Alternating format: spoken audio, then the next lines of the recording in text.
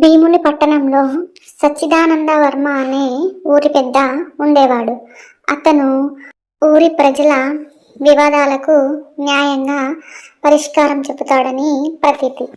ఆయన ఒకరోజు బజారుకు వెళ్తూ ఉండగా దారిలో ఇద్దరు వ్యక్తులు వాదించుకోవడం గమనించాడు.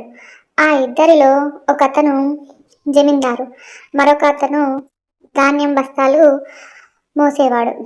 వీరిద్దరి మధ్య వాదనకు కారణం, పనివాడు ఒక బరువైన బియ్యం బస్తా మోస్తుండగా అది జారి జమీందారు కోడిపై పడడంతో అది మరణించింది.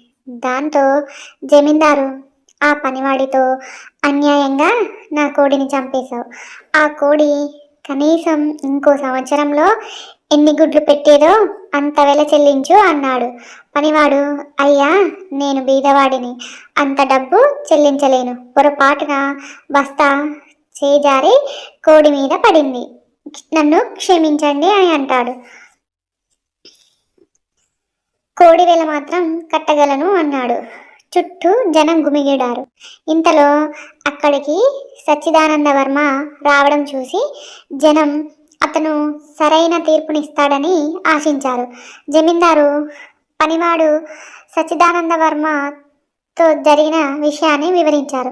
కాసేపు ఆలోచించి సచ్చిదానంద వర్మ, జమీందారు వాదన సరి అయినదే, పనివాడు అతనికి కోడి వేల, సంవత్సరం అంతా పెట్టబోయే గుడ్ల వేల కలిపి మొత్తం 100 రూపాయలు చెల్లించవలసిందే అని చెప్పాడు.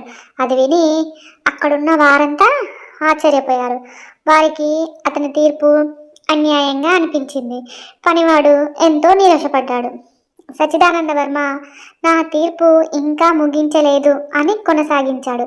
జమీందారుతో, కోడిగుడ్లు పెట్టాలంటే నువ్వు దానికి ధాన్యం పెట్టాలిగా, ఒక్క సంవత్సరంలో నీ కోడి ఎంత ధాన్యం తినేది అని అడిగాడు.